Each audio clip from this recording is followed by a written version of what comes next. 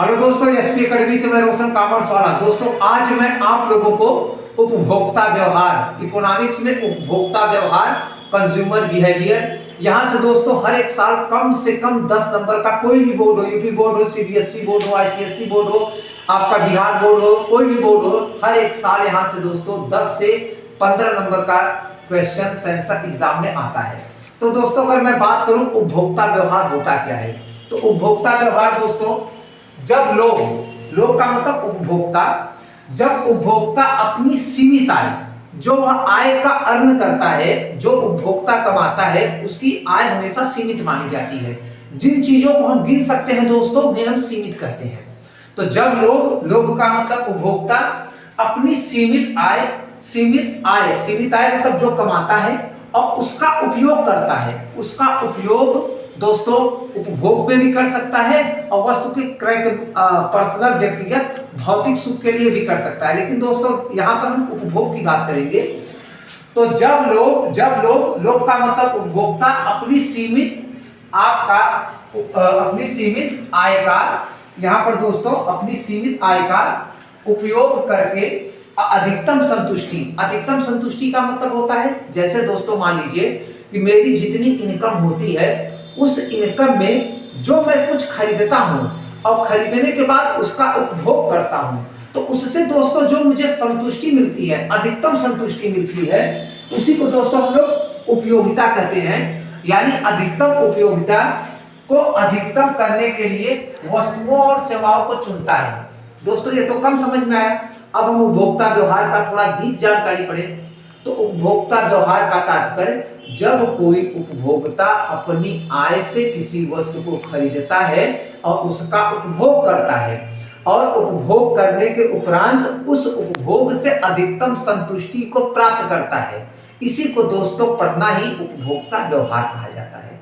या इसी की जानकारी रखना, या इसी को समझना, या इसी को ग्राफ पर व्याख्या करना ही दोस्तों उपभोक्ता व्यवहार कहा जाता है। अब दोस्तों बात आई उपयोगिता क्या होती है। तो जब उपभोक्ता किसी वस्तु को खरीदकर उपभोग करता है, इसी को उपयोगिता कहते हैं। दोस्तों हमारी आवश्यकता पहले होती है और यही आवश्यकता हमारी उपयोगिता बन जाती है। जैसे मान लीजिए कि मैं उदाहरण बताऊं तो मुझे कोचिंग पढ़ने की आवश्यकता हुई दोस्तों। तो दोस्तों जब मैं पढ़ना शुरू किया तो देखता जगह जगह पर टॉपिक रुकना हमारा शुरू हो गया। तो वो धीरे धीरे आवश्यकता हमारी उपयोगिता बन गई कि नहीं, मैं कोचिंग पढ़ना ही है ताकि मैं उसे सही तरीके से उसकी जानकारी को रख सकूं। तो दोस्तों उपयोगिता क्या होता है कि जो उपभोग किया जाता है, यानी जो हम जिसका हम उपभोग करते हैं, उससे मिलने वाली संतुष्टि को हम लोग उपयोगिता कहते हैं। अब दो बातें यहाँ आ गई कंज्यूमर बिहेवियर की, जो हम कमाएंगे उसका हम उपभोग करेंगे और उसके उपभोग के उपरांत जो जितनी हमें संतुष्टि मिलेगी दोस्तों, इसी को हम उपयोगिता कहते हैं। उसके बाद दोस्तों कहते हैं प्राथमिकताएं। उपयोगिता में अगली चीजें आती हैं प्राथमिकताएं। जो चीजें हमें आवश्यकता से अधिक अच्छी लगेगी दोस्तों, उसको हम अधिक प्राथमिकता देते हैं और उसी को हम उपभोक्ता व्यवहार में कंसीडर करते हैं और चुनते भी हैं। उसके बाद दोस्तों है उपभोक्ता का संतुलन। हमें इस तरीके से अपना जो आय होता है इस तरीके से वितरित करना पड़ता है कि ताकि हम अधिकतम संतुष्टि उस आय के द्वारा प्राप्त कर सकें। मित्रों एक बात आपको और बताऊं कि उपभोक्ता व्यवहार का अध्ययन जो होता है किसी वस्तु को खरीदकर मिलने वाली संतुष्टि या उपभोग करने के बाद मिलने वाली संतुष्टि दोस्तों उपभोक्ता व्यवहार होती है। और इसके अंतर्गत दोस्तों उपयोगिता का मतलब होता है कि किसी भी वस्तु या सेवा का उपभोग करने से मिलने वाली जो अधिकतम संतुष्टि होती है दोस्तों, यही हमारे लिए उपयोगिता कही जाती है। और इसी अंतर्गत होता है प्राथमिकताएं। जब भी हम अपनी इच्छा या अपना आवश्यकता से किसी वस्तु को खरीदते हैं तो वो हमारे लिए प्राथमिक होता है कि हम उस वस्तु को खरीदें और अधिकतम संतुष्टि को प्राप्त करें। तो दोस्तों ये कही जाती है प्राथमिकताएं।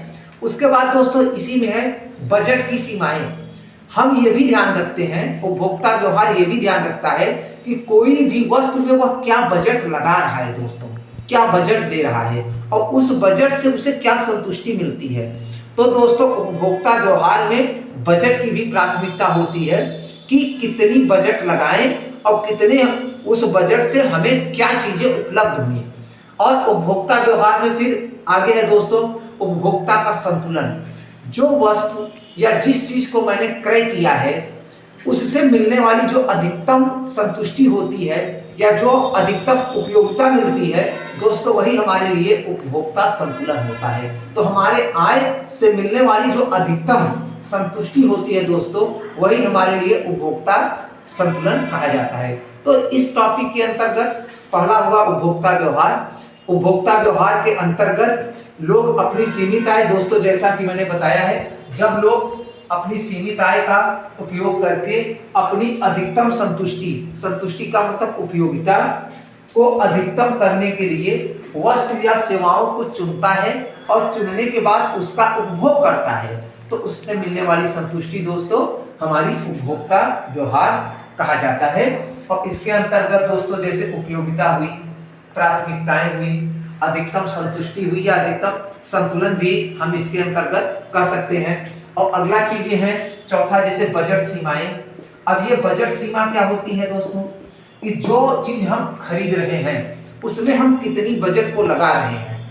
जितनी बजट को हम लगाएंगे दोस्तों, उस बजट के अनुरूप ही हम उस वस्तु या उस उपयोगिता को समझ पाएंगे और उसको ये ज्ञात कर पाएंगे कि उस बजट के अनुरूप कितना हमने उपयोगिता को प्राप्त किया। तो यही दोस्तों होता है बजट सीमा, कि कितना पैसा लगाने पर, कितनी आय लगाने पर कितनी संतुष्टि हमें मिली, तो यही कहा जाता है बजट सीमा। तो दोस्तों उपभोक्ता व्यवहार में ये चीजें शामिल होती हैं। इसका मैं एक बड़ा क्लास रखने वाला हूँ ग्राफ के साथ, तो क्लास में बने रहिएगा।